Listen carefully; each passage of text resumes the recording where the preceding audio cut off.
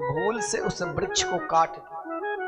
वो वृक्ष कई युगों से धामवास कर रहे थे।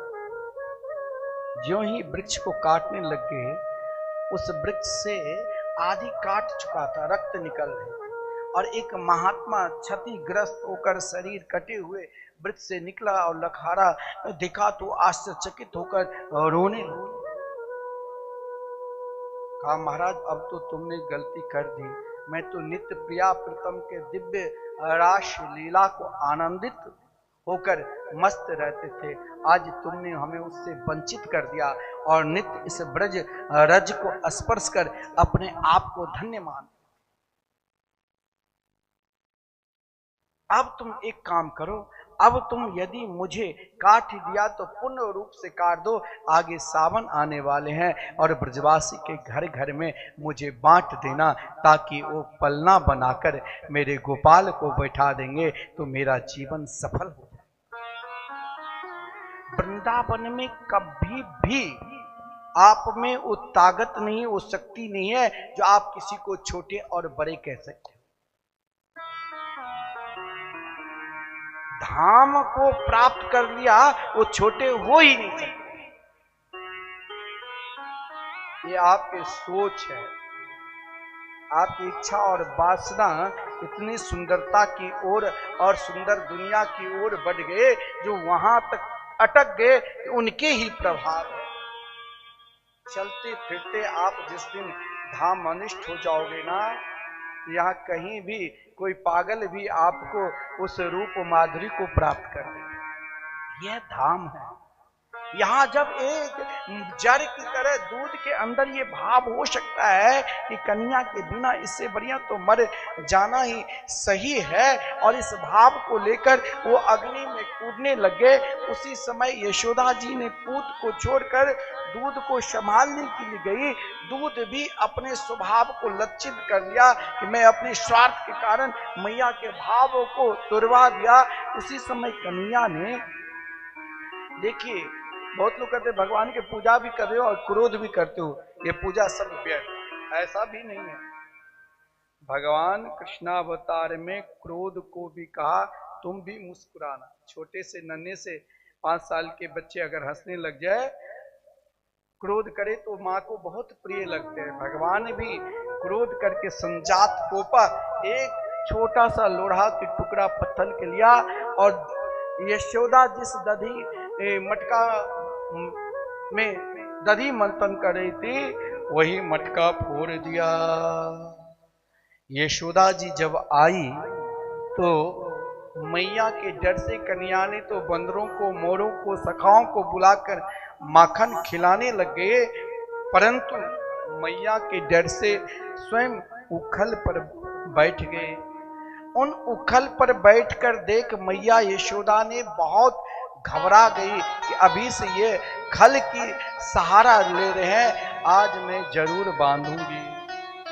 भक्त अगर भाव कर ले तो भगवान स्वीकार कर लेते हैं।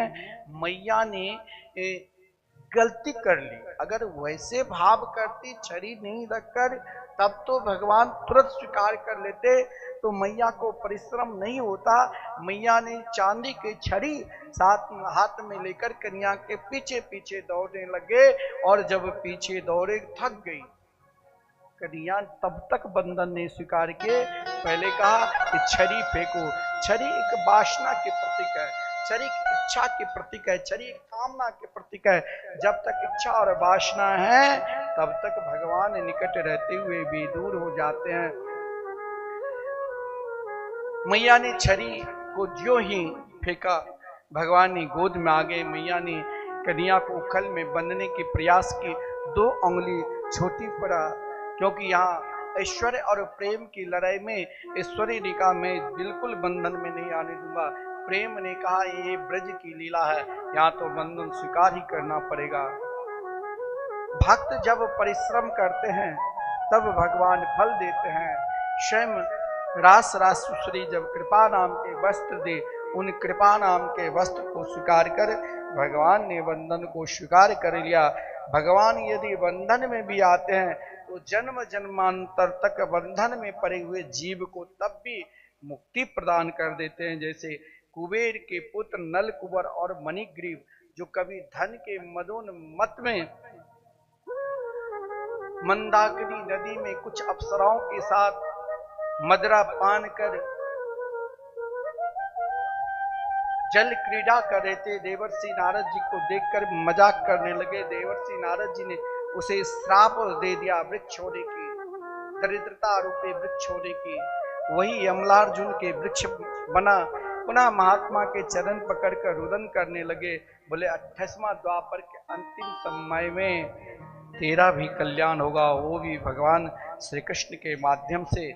आज भगवान खेलते खेलते जब उन यमलार्जुन के वृक्ष को उखल के सहारे से ज्यों ही झटका दी, वृक्ष धड़ाम से गिरे और वृक्ष को गिरते ही उससे दो महापुरुष प्रकट हुए।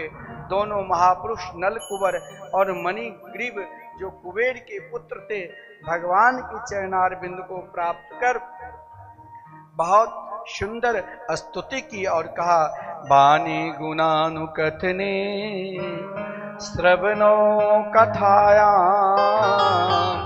हस्तो च कर्मण सुमनस तब पादयोर्न स्मृत्याम शिरस्तव निवास जगत प्रणामे दृष्टि शताम दर्शने स्तु भगवत तनूना।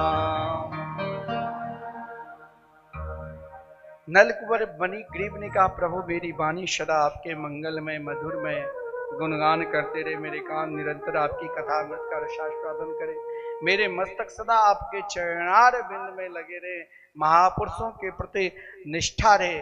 नलकुबर मणिग्रीव भगवान की स्तुति की। एक रूप से पिता के लोक गए यानी कुबेर लोक, और दूसरे रूप से भगवान के प्रिय सखा स्निग्ध कर और मधु कंठ के रूप में दिव्य गोलोक धाम वृंदावन को प्राप्त किए।